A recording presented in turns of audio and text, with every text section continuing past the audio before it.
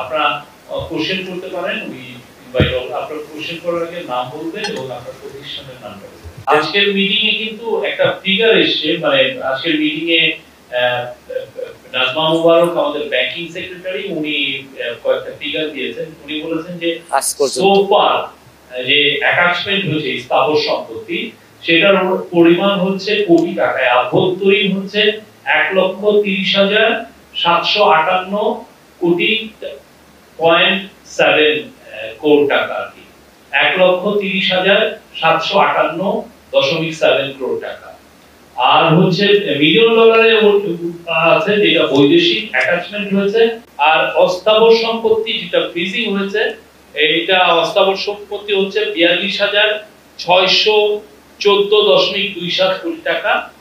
আর million ডলারে সেটা হচ্ছে যে 20.78। এগুলো হচ্ছে ফ্রিজিং, বিদেশে হচ্ছে 164, এটা হচ্ছে অ্যাটাচমেন্ট। আর পরে আমি যেটা যে ফিগারটা দিলাম ফ্রিজিং অস্থাবর সম্পত্তি, সেটা হচ্ছে 42,614.27 মিলিয়ন ডলারের, সেটা হচ্ছে 20.78, এটা হচ্ছে বিদেশে।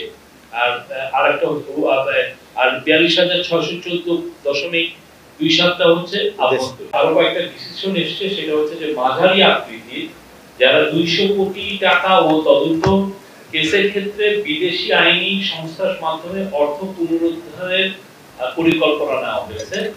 এই সকল ব্যাংক ও আর্থিক প্রতিষ্ঠানগুলোতে এই ধরনের সম্ভাব্য 125টি কেস চিহ্নিত করা হয়েছে। এ পর্যন্ত 20টি আন্তর্জাতিক আইনি সংস্থা ও লিটিগেশন ফান্ডের নিকট আবেদন পাওয়া গেছে। আন্তর্জাতিক আইনি সংস্থা লিটিগেশন ফান্ড নির্বাচনের মানদণ্ড